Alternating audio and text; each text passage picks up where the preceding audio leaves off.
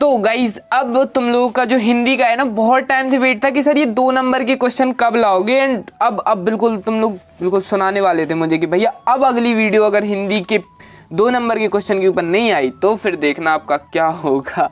ठीक है, चलो तो अपने क्वेश्चन कैसे हैं, तुम लोगों को कॉपी वगैरह फिलअप कर लेनी है। मतलब इस तरीके से अब तुम लोगों की जैसी भी कॉपी आए, क्या पता OMR सीट टाइप में आया, फिर जैसा भी आए तो वो चीज़ तो बन जाती है। OMR सीट फिल कर देनी बनती, बस पॉइंट में भर नहीं तो रहता है, उसमें क्या दिक्कत है। और गाइज चलो तो सबसे पहले तो क्वेश्चन आंसर देख लेते हैं। एंड ठीक है, चलो काफ़ी हैं, मतलब काफ़ी सारे हैं, टाइम लगा है तो वीडियो थोड़ी सी बड़ी जाएगी, एडजस्ट करना। एंड बस ये एक मतलब 40 मिनट या 30 मिनट जितनी की भी वीडियो जाए दे देना मुझे। एंड मैं तुम्हें कितने नंबर दूंगा, 65 मतलब सॉरी 75 नंबर फिक्स हैं तुम लोगों के, अगर तुमने सभी वीडियोस देखी हैं यार। ठीक है, चलो प्रयोगवाद की 2 विशेषताएं प्रवृत्तियां बताइए। अब इनकी सभी के साथ आराम से मतलब ऐसे एंजॉय करके आंसर याद करना। अगर तुम लोगों ने माइंड पे जोर डाल के याद किया तो कभी याद नहीं किए होंगे। प्रयोगवाद की 2 विशेषताएं, तो सबसे पहले नवीन उपनामों का प्रयोग, मतलब नवीन उपनामों का प्रयोग और प्रेम की भावना का खुला चित्रण। अगर तुम ये भूल जाए कि यार नहीं याद आ रहा तो ये याद रखना कि प्रयोगवाद में मतलब उपनाम यानी कि तुम्हारा छोटा नाम, जैसे अगर तुम्हारा नाम कुछ भी है तो तुम्हारा वो शॉर्ट फॉर्म नेम रहता है ना घर का, तो वो मान लेना कि उपनाम रखा है, नवीन उपनामों का प्रयोग करते हैं हमारे घर पे। और ये क्या चीज़ है, प्रेम की भावना का खुला चित्रण मिलता है कि मतलब हमारे घर में प्रेम की भावना का खुला चित्रण, कि हमें हमारे घर वाले मतलब उपनामों से जानते हैं। ठीक है, नवीन उपनामों का प्रयोग होता है हमारे घर पे, मतलब इसका मीन्स है कि तुम्हारे मतलब प्रेम की भावना का खुला चित्रण हो रहा है। ठीक है, नेक्स्ट आता है इसी के रिगार्डिंग। ठीक है, अथवा में आ सकता है ये। तुम लोग ये सेट वाले भी कवर किए हैं ना, तुम लोग सोच रहे होगे कि भैया वो सेट वाले क्वेश्चन भी कवर हो जाते, तो वो भी हैं इसमें। ठीक है, चलो छायावाद काव्य की 2 विशेषताएं और प्रवृत्तियां बताओ। तो इसका हो जाएगा प्रकृति का सौंदर्य चित्रण। मतलब छायावाद में क्या कहते, छाया मतलब पेड़ की छाया, तो इसमें पेड़ की छाया मतलब प्रकृति, मतलब पेड़ प्रकृति। ठीक है, प्रकृति का सौंदर्य चित्रण किया गया है छायावाद में। और छायावाद में रहस्यवाद की भावना है, मतलब वो पेड़ ऐसा है तो उसमें रहस्यवाद है। ठीक है, ये वाला क्वेश्चन अब ये तो तुम्हें बहुत इजीली तरीके से याद हो जाता है अगर तुम लोग रील्स एंड शॉर्ट्स देखते हो। ठीक है, एंड तुम लोग इंटरव्यूज़ वगैरह नहीं देखते, ये देखते रहते होगे कैरी मिनाटी वगैरह, मतलब बड़े बड़े यूट्यूबर के देखते हो ना, तो वैसी ही चीज़ है। अब इसमें क्या है कि कैमरे में बंद अपाहिज करुणा के मुखौटे में छिपी हुई क्रूरता की कविता है, विचार कर लिखिए। अजीब सा अटपटा सा क्वेश्चन है, नहीं समझ आया।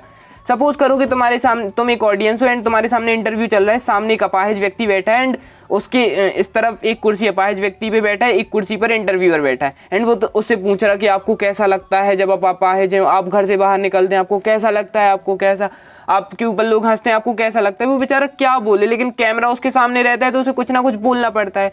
तो वही चीज़ इसमें है। ठीक है, इसके रिगार्डिंग जितने भी क्वेश्चन आएंगे अब तुम लोग भी बन जाएंगे कि क्या कुछ रहता है।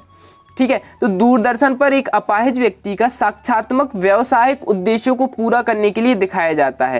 ठीक है, दूरदर्शन पर एक अपाहिज व्यक्ति को प्रदर्शन की वस्तु मानकर उसके मन की पीड़ा को कुरेदा जाता है। उससे मतलब ऐसे ऐसे क्वेश्चंस पूछे जाते हैं जो उसको हर्ट करते हैं, उसको मतलब जैसे बोल सकते हैं उसकी जो इसमें लिखा हुआ है ना, कुरेदा जाता है, उसकी पीड़ा को कुरेदा जाता है, मतलब जले पे नमक छिड़कने टाइप हो जाता है ना।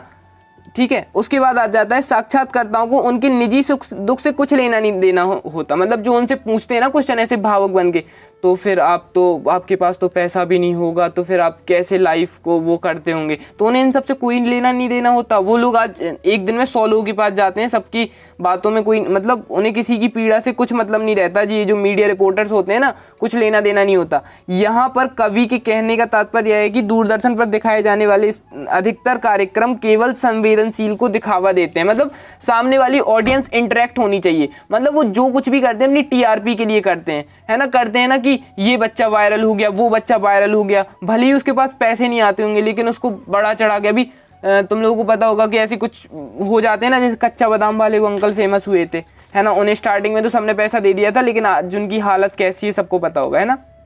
वैसे ही रहता है। नेक्स्ट आता है नई कविता के 2 कवियों के नाम एवं प्रत्येक की एक रचना। अब तुम लोगों को एक चीज़ और बता दें, इसके रिगार्डिंग यही क्वेश्चन आएंगे कि कैमरे में बंद उससे कैसे क्या किया जाता है, क्या कुछ होता है। तो तुमसे अब इस चैप्टर के रिगार्डिंग सब क्वेश्चन बन जाएंगे, नहीं बनेंगे, बन जाएंगे ना। ठीक है, चलो नई कविता के 2 कवियों के नाम एवं प्रत्येक की एक रचना लिखिए। तो तुम लोगों को ऐसे याद रखना, एक तारक मेहता, मतलब जो अब तारक मेहता का उल्टा चश्मा देखते तो उससे नरेश मेहता याद आ जाएगा, तारक मेहता नरेश मेहता, उसमें आ जाएगा सराय की एक रात, मतलब एक रात से याद रख लेना, सराय की एक रात। फिर उसके बाद तुम लोग ये कर लेना, धर्मवीर भारती या कि अंधा युग और कनुप्रिया, ठीक है, ये याद कर लेना। ओके, याद करते जाओ, ऐसा नहीं कि लिख लो, मतलब याद करते जाओ। चलो मैं इनको भी बता देता हूँ, याद करते जाना, ठीक है यार। मैं ये नहीं चाहता कि अब तुम लोग लिखो फिर याद करो, या तो स्क्रीनशॉट ले लेना सबके या तो लिख लेना। मैं पीडीएफ नहीं बना सकता यार, इतना टाइम नहीं है अपने पास अभी तुम लोगों के लिए ये बैठ के। कल कितने बजे तक, 3 बजे तक लिखते रहे, फिर ये सुबह उठ के फिर लिखना चालू है, क्योंकि अभी सेट ये जो रखे ना इतने सारे सेट वगैरह, मैं तुम दिखाता हूँ, देखो इतने सारे ये जो पड़े हुए हैं, मतलब इनके उठा के लिखना पड़ता है। ये तो अभी इंग्लिश का है, फिर ये फिजिक्स का, इनका सॉल्यूशन बना रहे हैं। अभी आपको पता है फिजिक्स का भी बन रहा है, क्योंकि एक दिन का ही टाइम है, तो फिर कुछ आपके लिए तो करना ही पड़ेगा, आपको ज़रूर एक सब्जेक्ट पर ही फोकस करना है। अरे ये वाला क्वेश्चन बच गया। शीतल वाणी से आग होने का क्या अभिप्राय है? तो शीतल वाणी से आग होने का अभिप्राय है कि जो उसकी वाणी होती है, उसकी वाणी में शीतलता भले ही दिखाई देती हो, पर उसमें आग जैसे जोशीले विचार हैं, उसके दिल में इस जग के प्रति विद्रोह की भावना है, पर वो जोश में होश नहीं खोता, वह अपनी वाणी को शीतलता बनाए रखता है। यहाँ आग से अभिप्राय कवि के आंतरिक पीड़ा से, मतलब ये बताया गया है कि कोई आदमी अगर चुप है तो वो उस चीज़ से चुप नहीं है, वो अपने को मतलब दबाए रखे हैं। मतलब उसमें क्या चीज़ है कि वो जोश में होश नहीं खोता, वो बोलेगा, कभी ना कभी बोलेगा। एंड कुछ लोग बात समझ भी रहे होंगे ना यूट्यूब पर, है ना। कोई अगर चुप है तो वो ऐसे चुप नहीं है, ठीक है। और गाइस 33,000 सब्सक्राइबर जल्दी कंप्लीट कराओ ना, फेस रिवील होने के लिए अपना, अगर हो जाए हिंदी से पहले 33,000 तो मस्त से अपन लोग फेस रिवील करेंगे, ठीक है। थके हुए पंथी को जल्दी जल्दी चलने का कारण लिखिए, क्योंकि शाम होने वाली होती है तो वो जल्दी जल्दी चलता है ना, कि पंथी इसलिए जल्दी जल्दी चलता है क्योंकि दिन ढलने से पूर्व ही वह अपनी मंजिल पर पहुंच जाए, वह दिन ढलने से पूर्व मंजिल पर पहुंच जाना चाहता है। गाइस जब ये सोच रहे होगे ना वीडियो जल्दी खत्म हो जाए, अभी तो फिल्म शुरू हुई है, अभी तो काफ़ी लंबी चलेगी ये फिल्म। एंड ये फिल्म खत्म होने के बाद तुम लोग कहोगे भैया पत्र हो गया, अपने ऑब्जेक्टिव हो गए, आपने ये 2 नंबर के क्वेश्चन बता दिए, अब बचा ऐसे तो ऐसे की एक वीडियो और बना देना, बाकी तो सब क्लियर है, बाकी मतलब अब फिर कोई नहीं चाहिए, है ना। तो बस तुम लोगों का सब कंप्लीट, मतलब जीवन परिचय, कवि परिचय भी बता दिया, फिर क्या ही बचा तुम लोगों के लिए, सब हो गया है ना।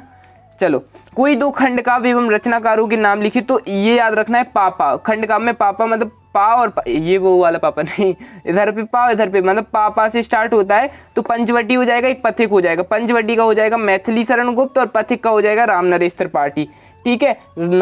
इस पंचवटी का मैथिली शरण गुप्त, पथिक का राम नरेश त्रिपाठी। फिर से पंचवटी का मैथिली, अब ये याद रख लेना, पंचवटी ढाबा है मैथिली शरण गुप्त का, और पथिक जो चल रहा है वो राम नरेश त्रिपाठी हैं, जो चल रहे हैं। ऐसा कुछ याद करो, ट्रिक्स के साथ याद करो, ये टाइम तुम लोगों को समझने के लिए तो है ही नहीं, ठीक है।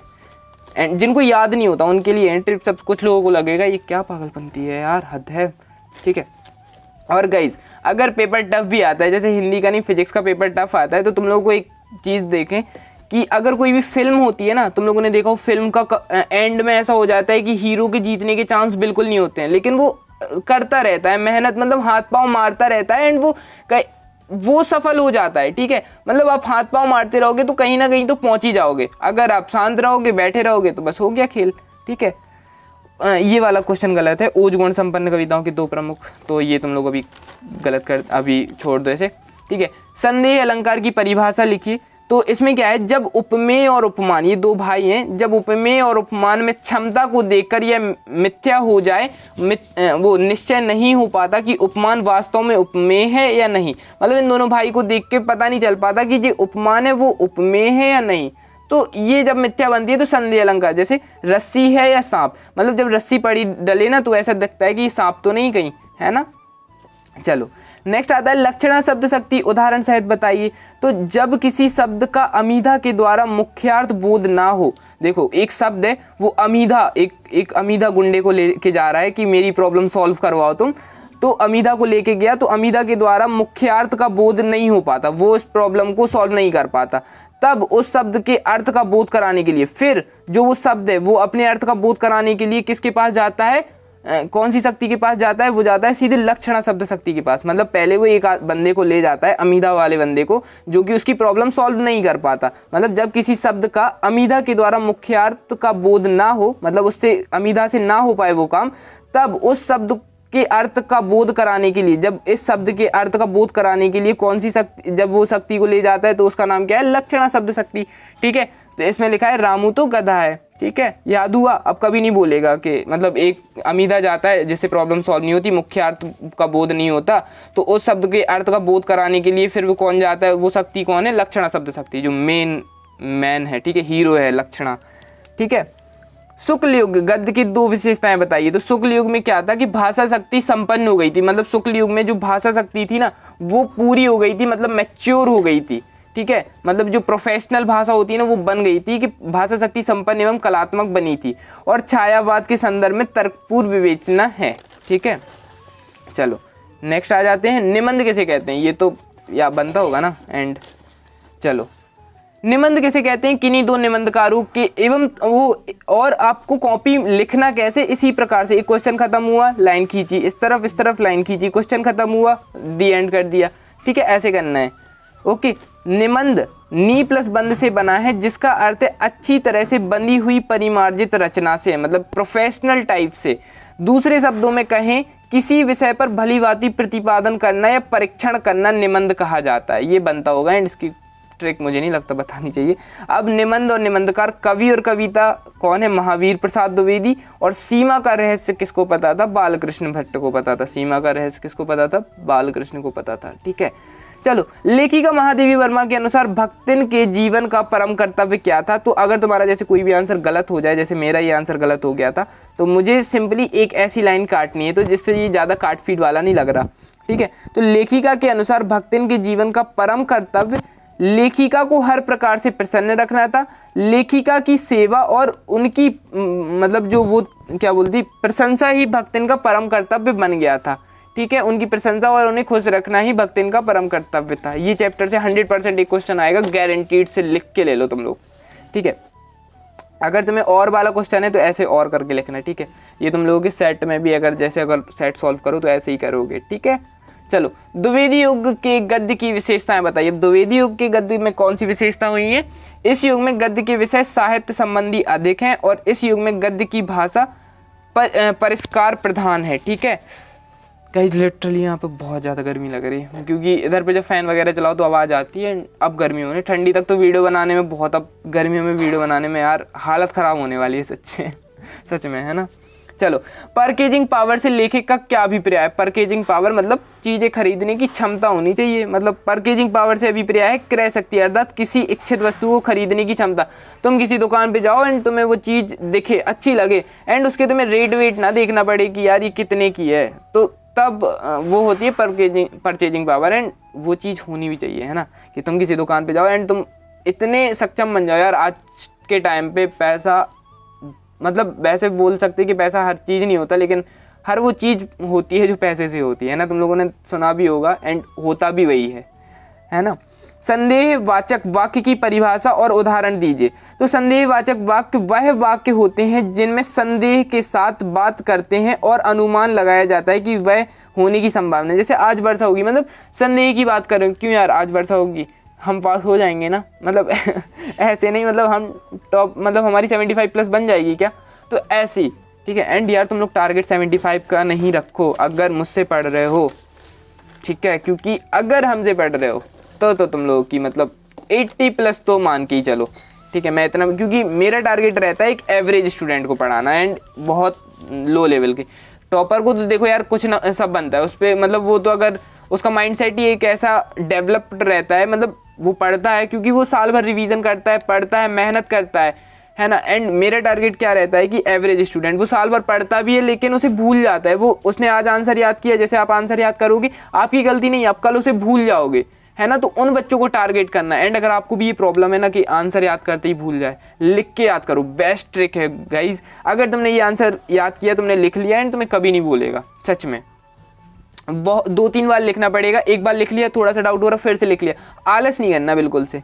ठीक है, राजभाषा की विशेषताएं, यह सरकारी कामकाज की भाषा होती है। मतलब जो राजभाषा होती है ना वो ये जो स्कूल्स वगैरह में ये जो फॉर्म वगैरह में रहते हैं अपनी फॉर्म, जैसे अगर अपने कोई आदेश आता उसमें फॉर्म में जैसी वो भाषा लिखी जाती है, बिल्कुल जैसे नरेंद्र मोदी नहीं बोलते बिल्कुल प्रोफेशनल हिंदी, वो कहलाती है राजभाषा। यह सरकारी कामकाज की भाषा होती है। क्षेत्रीय भाषा ही राजभाषा होती है। कर के निर्णय, शिक्षा का माध्यम, रेडियो और दूरदर्शन में राजभाषा का प्रयोग होता है। ठीक है, इसका इजी भी है। ठीक है, अगर तुम लोगों को ये टफ लग रही है ना राजभाषा राष्ट्रभाषा, तो मैं तुम लोगों को एक इजी दूसरे साइड भी लिखा था। मुझे लग रहा था कि एक टफ है तो फिर मैंने इसका इजी फॉर्म भी लिखा हुआ था।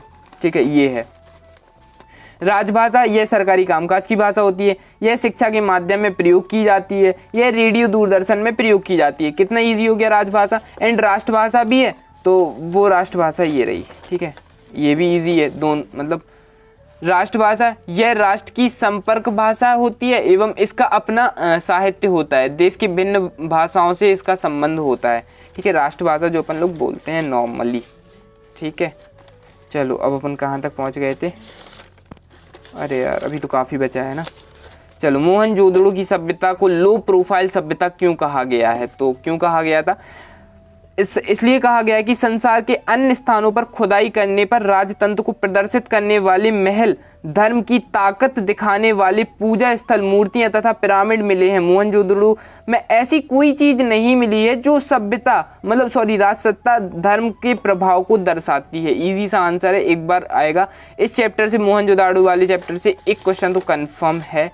एंड इसमें काफ़ी चीज़ें बताई गई हैं कि ये कैसी सभ्यता थी, इसमें क्या क्या चीज़ें मिली थी, इसका पैटर्न कैसा रहा था, बिल्डिंग्स बनाने का पैटर्न, मतलब ये जो बना है कंस्ट्रक्शन वगैरह वो कैसा क्या रहा था, तो वो चीज़ आती है इससे।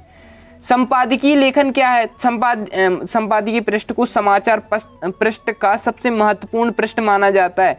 इस पृष्ठ पर अखबार विभिन्न घटनाओं और समाचारों पर अपनी राय रखता है, इसे संपादकीय कहा जाता है। इसमें दो चीज़ें याद रखना कि इस पृष्ठ पर अखबार विभिन्न घटनाओं और समाचारों पर अपनी राय रखता है, इसे संपादकीय कहा जाता है। इसके अतिरिक्त विभिन्न विशेषज्ञ की हटा दो, यहाँ पर विभिन्न विशेषज्ञ महत्वपूर्ण मुद्दों पर, यहाँ ये मुद्दे हैं, ठीक है, मुद्दों पर अपने लेख के रूप में प्रस्तुत करते हैं, उन्हें संपादकीय लेखन कहा जाता है। इजी हुआ है ना, ये चीज़ याद रखना है बस तुम्हें।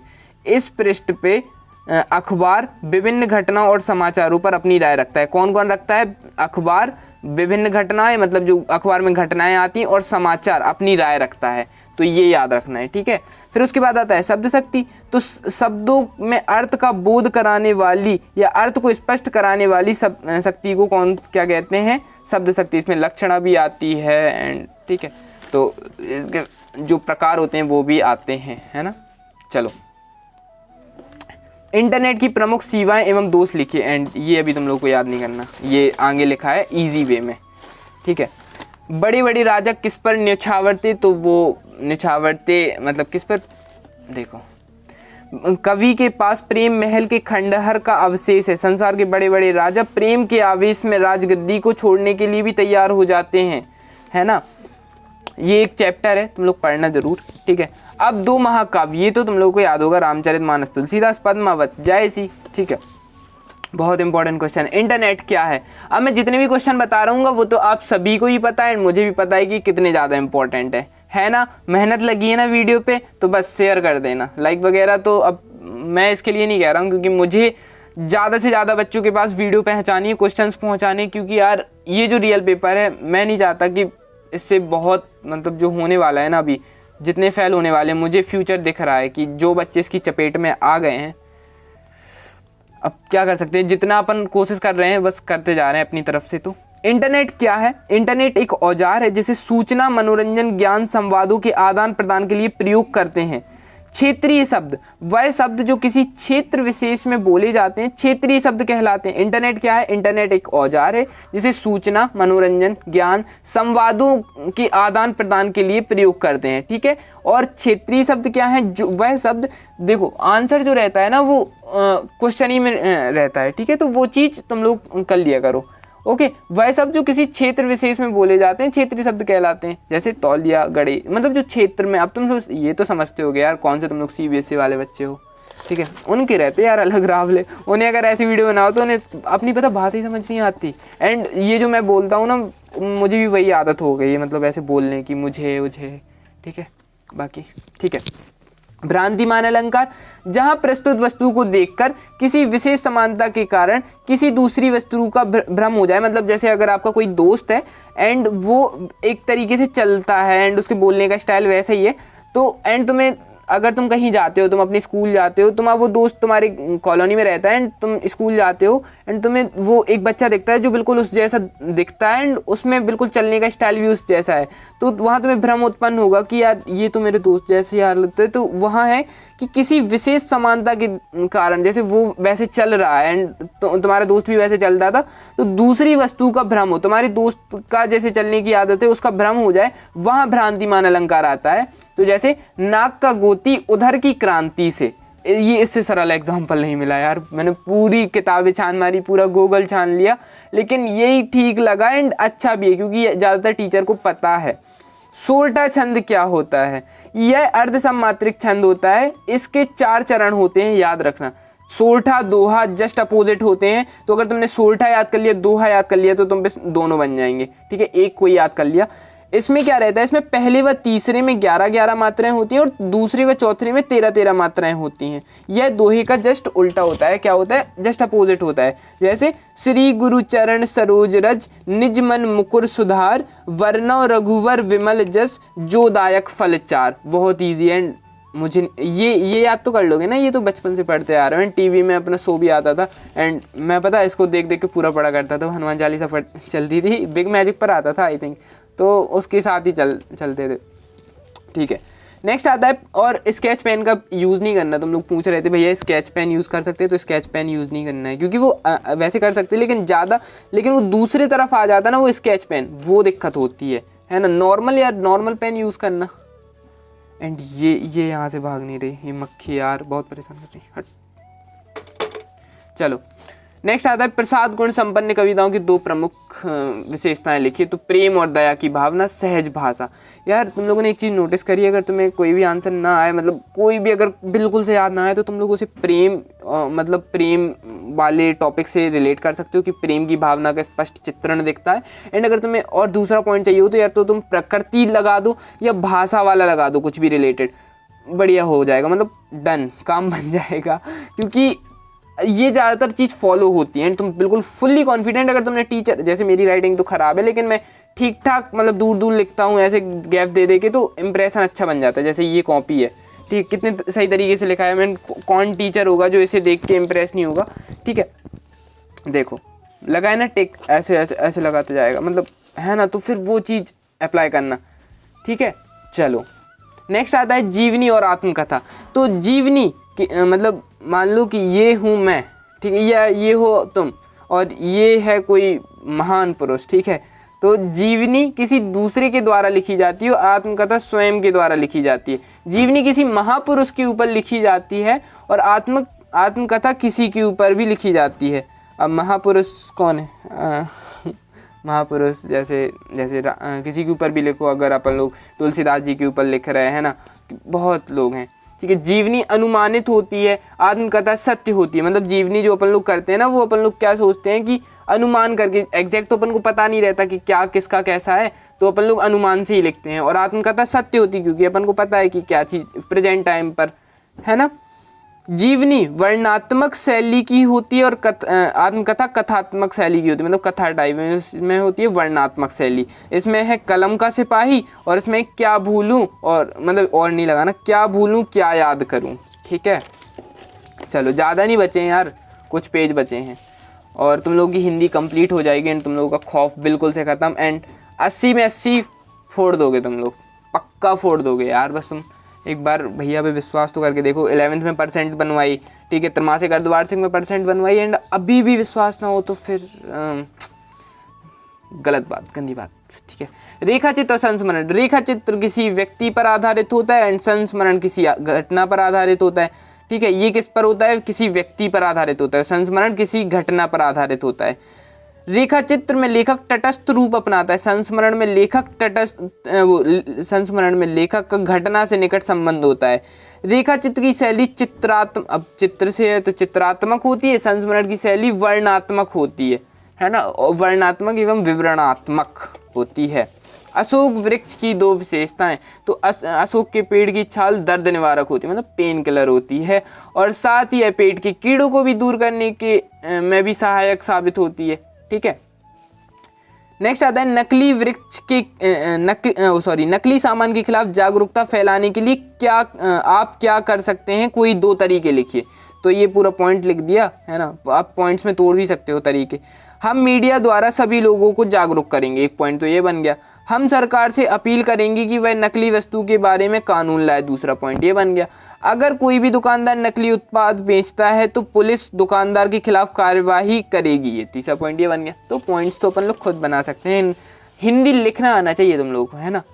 तुम टीचर को नहीं सोचने दो कि वो क्या मतलब पढ़ना चाहता है, तुम क्या उसे पढ़ाना चाहते हो, उस चीज़ पर कॉन्सेंट्रेट करो। अगर तुमने पूरा ये चीज़ लिखा है, ठीक है, एंड अगर तुमने यहाँ पर किसी चीज़ में ऐसे अंडरलाइन कर दी, जैसे मान लो पेट के कीड़ों में तुम लोगों ने ऐसे अंडरलाइन कर दी, एंड तुम लोगों ने दर्द निवारक पर अंडरलाइन कर दिया ब्लैक पेन से। अब टीचर, अब देखो तुम लोग को एक ऐसी बताते हैं, जैसे ये मान लो ब्लैक पेन हो गया, अभी ब्लैक पेन तो मिल नहीं रहा, ठीक है, ये तुम लोगों ने ऐसे कर दिया ब्लैक पेन से अच्छा सा डार्क टाइप से, एंड अब तुम लोगों को देखो, अब तुम टीचर हो गए, तुम लोग इस पेज में इस आंसर में क्या देखोगे, थोड़ी ना ये पढ़ोगे अशोक में भी, तुम लोग क्या पढ़ोगे जो तुम पढ़ाना चाहते हो टीचर को। ठीक है, तुम पढ़ाना चाहते हो दर्द निवारक, तुम पढ़ाना चाहते हो पेट के कीड़ों, और जो कि राइट है ना। अगर तुम्हें आंसर एग्जैक्ट पता है ना तो तुम बस ये चीज़ कर देना, एंड ठीक है, माइंड के साथ खेलो यार, फिल्म नहीं देखते क्या है ना। तो फिर बस वही है, ठीक है। एंड कोई भी टीचर इतने पास, उसके पास ये नहीं रहता कि वो एक एक लाइन पढ़े, बस तुम खेलना सीखो, है ना। कोई भी गेम हो यार, ठीक है। वो डायलॉग सुना होगा कि मतलब एक वो साउथ की फिल्म देखी थी मैंने, उसमें बोला था कि जिस खेल में मैं आता हूँ तो फिर मैं ही बन जाता हूँ उस गेम का। मुझे एग्जैक्ट डायलॉग याद नहीं आ रहा, मैं क्या बोलूँ। चलो, नकली सामान के खिलाफ ये तो हो गया ना अपना। चलो next question, video I know मुझे पड़ी है। क्वेश्चन नंबर 14, लुकोतियाँ और मुहावरे। लुकोतियाँ वाक्य के रूप में प्रयोग होती हैं, ये जो लुकोतियाँ होती हैं ना वो वाक्य के फॉर्म में होती हैं, और मुहावरे कैसे होते हैं, पूरे स्वतंत्र रूप में प्रयुक्त किए जाते हैं। लुकोतियों में उद्देश्य और विधेय होता है, इसमें उद्देश्य और विधेय नहीं होता। जब ये स्वतंत्र हैं तो इसमें क्यों ही होगा उद्देश्य विधेय, ठीक है, इसमें होता है। बल्कि लुकोतियों का आकार बड़ा होता है, जब ये उद्देश्य विधेय के साथ लिख रहे हैं तो लुकोतियों का आकार बड़ा होगा। एंड मुहावरे का जब ये स्वतंत्र है, उद्देश्य विधेय नहीं है, तो इसका आकार तो ऑब्वियस सी बात है छोटा होगा। ठीक है, जैसे 1 अनार 100 बीमार, और इसमें हो जाएगा आग में घी डालना। एक पॉइंट और कर सकते हो, लुकोतियाँ विस्तृत होती हैं और मुहावरे संक्षिप्त होते हैं। एंड ऐड करना चाहो तो कर लेना, बाकी इतना 4 पॉइंट ठीक है। 1 2 3, ये 4th तो कटा है, एंड 4th ये मान लेना तुम लोग 5 6, तो 1 2 3 4 5 पॉइंट है, तो तुम लोग 4 लिख देना, है ना। 2 नंबर के क्वेश्चन में 4 पॉइंट सही है। राजभाषा राष्ट्रभाषा ये है, इसकी शब्दावली सीमित है और इसकी शब्दावली कैसी होती है, विस्तृत होती है। ठीक है, और उसके बाद आती है राजभाषा, प्रशासन की भाषा होती है, राष्ट्रभाषा जनता की भाषा होती है। राजभाषा नियमों से बंधी होती है, पर राष्ट्रभाषा स्वतंत्र व मुक्त प्रकृति की होती है। ठीक है, फिर से याद कर लो, क्योंकि राजभाषा राष्ट्रभाषा का क्वेश्चन आना ही आना है। इसकी शब्दावली सीमित होती है, इसकी शब्दावली विस्तृत होती है। इसकी कैसी होती है, सीमित होती है, इसकी कैसी होती है, विस्तृत होती है। अंडरलाइन करना चाहो कर देना, ठीक है, ब्लैक पेन से करना, ठीक है। इसकी शब्दावली सीमित होती है, इसकी शब्दावली विस्तृत होती है। राजभाषा प्रशासन की भाषा होती है, राष्ट्रभाषा जनता की भाषा होती है। राजभाषा नियमों से बंधी होती है, अपने मन से नहीं लिख सकते। जैसे तुम लोग ये हिंदी लिखते हो ना, ये अपने मन से नहीं लिख सकते, मतलब नॉर्मल पेपरों में, ठीक है। राष्ट्रभाषा स्वतंत्र व मुक्त प्रकृति की होती है। ये चीज़ याद रखो कि ये है सरकार की भाषा, ये है अपनी भाषा, एंड तुम फिर डिफरेंस कर लोगे, मुझे इतना विश्वास है तुम पर, ठीक है। शब्द युग्म के बारे में लिखिए। तो शब्द युग्म का अर्थ होता है कि सुनने में समान परंतु भिन्न अर्थ वाला। जैसे पार्वती को भोलेनाथ भी कहा जाता है ना, मतलब जो सुनने में समान हो लेकिन भिन्न अर्थ वाला हो, ठीक है। तकनीकी शब्द, तकनीकी शब्द वह शब्द होते हैं जो किसी निर्मित अथवा खोजी गई वस्तु का विचार करते हैं, जैसे कुलपति, अपराध, ठीक है। तकनीकी शब्द वह शब्द होते हैं जो किसी निर्मित अथवा खोजी गई वस्तु, ठीक है, निर्मित अथवा खोजी गई वस्तु के विचार को व्यक्त करते हैं, जैसे कुलपति, अपराध, अंक आदि। रोजी रोटी की तलाश में आए है दर पर, है ना। रोजी रोटी की तलाश में आए यशोधर पंत की किसको शरण, मतलब किसने शरण दी थी, तो उन्हें किसंदा ने शरण दी थी। इंटरनेट के 2 सकारात्मक उपयोग लिखिए, तो इसने हमारी ज़िंदगी को आरामदायक बना दिया है तथा हमारे जीवन स्तर को भी बढ़ाया है, और हर काम इन दोनों इंटरनेट के माध्यम से किए जा सकता है, चाहे वह किसी टिकट को बुकिंग करना हो या किसी प्रियजन को पैसे भेजना हो। समाचार लेखन की कोई 2 विशेषताएं बताइए, तो अखबार की भाषा बहुसंख्यक लोगों द्वारा समझी जानी चाहिए। अब जो अखबार की भाषा होती है वो ईजी होनी चाहिए एंड वो हर कोई पढ़ सके एंड समझ सके। समाचार का आकार उपलब्ध स्पेस के अनुसार होना चाहिए, मतलब उसमें जितना पेज दिया है ना, तो इतने पेज में तो समाचार वाले क्या क्या भर डाले है ना, इतने से शब्द लिखते हैं। अपन लोगों को अब वो शब्द देखने वाले नहीं हो गए, क्योंकि अपन हो गए रील्स एडिक्शन, है ना। इस रील्स एडिक्शन से दूर हो जाओ जितना हो सको। चलो गाइस, जो वीडियो एंड तक देख रहा है ना, गारंटी से ले लो, मतलब वो उसका मैं गारंटी देता हूँ वो टॉप करेगा, मतलब 70 के ऊपर नंबर लाएगा 100%। जो वीडियो एंड तक देख रहा है, जो सिंसियरली हो रहा है। एंड जो कुछ बच्चे होंगे, जो बहुत कम बच्चे होंगे जो 2-3 मतलब 10-15 मिनट के बाद भाग गए होंगे, 100% वो आएंगे बाद में, शाम को आएंगे वो, मतलब शाम को नहीं, रात को आएंगे वो लोग 12-2 बजे समथिंग। प्रगतिवाद के 2 कवि एवं प्रतीकी की रचना, तो सा से याद रखना, सा से है, एक है युगांत योगवाणी, ठीक है, सूर्यकांत त्रिपाठी निराला, अर्चना कुकुरमुत्ता, मतलब ये भी सा से हैं, तो इसमें या आएगा, एक युगांत योगवाणी और सूर्यकांत त्रिपाठी, कुकुरमुत्ता, अर्चना, ठीक है। नेक्स्ट आता है छायावाद के 2 कवि एवं प्रतीकी की रचना, तो झरना लहर जयशंकर प्रसाद, ठीक है, झरना लहर कामायनी जयशंकर प्रसाद, अनामिका तुलसीदास, सूर्यकांत त्रिपाठी निराला, ठीक है। विरोधाभास अलंकार, जहां विरोध ना होते हुए भी विरोध का आभास दिया जाए वहां विरोधाभास अलंकार होता है, जैसे शीतलवाणी में आग लिए फिरता हूं। निज उर के उद्गार से कवि का क्या तात्पर्य है? निज उर के उद्गार से कवि का तात्पर्य यह है कि वह अपने मन की भावनाओं को संसार के सामने कहने का प्रयास कर रहा है। छोटे चौकाने खेत में कागज का पन्ना कहने का क्या तात्पर्य है? तो वो कागज का पन्ना इसलिए कह रहा था क्योंकि उसका जो खेत था ना वो उसके कागज के पन्ने जैसा चौकोर था, और जिस प्रकार खेत में बुआई अंकुरण विकसित दशा में समानता होती है, जिस प्रकार खेत में बीजारोपण होता है, फिर अंकुरण होता है, फिर पौधा विकसित होता है, उसी प्रकार पल्लव फूल लगाते हैं, उसी प्रकार कवि कागज पर अपनी रचना के शब्दों को उतारते हैं, है ना। जिस प्रकार खेत में अपन लोग बुआई करते हैं, पेड़ लगाते हैं, जब वो विकसित होता है, उसी प्रकार हम कविता को सोचते हैं, लिखते हैं, पहले मन में लाते हैं, फिर उसको उतारते हैं कॉपी में, फिर वो जब बाहर प्रकाशन के लिए जाती है वो फेमस होता है, ऐसा है, ठीक है। संचारी भाव, स्थायी भाव। संचारी भाव की संख्या 33 होती है, स्थायी भाव की संख्या केवल 10 होती है। इसमें 33 होती है, इसमें कैसी होती है? 10 होती है। इसमें स्थायी भाव के अंग हैं, इसमें संचारी भाव के अंग नहीं हैं। पुनरुक्ति अलंकार की परिभाषा उदाहरण सहित, जब किसी वाक्य में कोई शब्द का प्रयोग 2 बार किया जाए, मतलब पुनरुक्ति पुनर्जन्म 2 बार किया जाए, अर्थात एक ही शब्द को 2 बार दर्शाया जाए, जैसे मधुर वचन कही कही परितोषी। सीरीज के फूल लेखक ने गीत पृष्ठ की संज्ञा किस आधार पर दी है? तो सीरीज के फूल प्रचंड गर्मी में, मतलब बहुत गर्मी लू में, ठीक है, खिला रहता है। वह लू और उमस में भी जोर शोर से खिलता है, ठीक है, इधर पे कटा नहीं है, खिलता है। ओके, चलो, अर्थात विषम परिस्थितियों में भी वह समता का भार रखता है, ठीक है, भार नहीं है यहाँ पे, भाव है, भाव रखता है। इसलिए लेखक ने सीरीज के शीत पुष्प का अर्थ कहा है, मतलब ठंडक देने वाला पुष्प। ओके, नेक्स्ट आता है लेखक जैनेंद्र कुमार के अनुसार बाजारूपन का क्या तात्पर्य? बाजारूपन से लेखक का तात्पर्य है कि बाजार को अपनी आवश्यकता के अनुरूप नहीं बल्कि दिखाने के लिए प्रयोग में लाना। मतलब लोग क्या करते हैं, अपनी आवश्यकता के उसमें ना आकर, चीज़ों को नहीं लेकर, लोगों को दिखाने के लिए चीज़ें खरीदते हैं।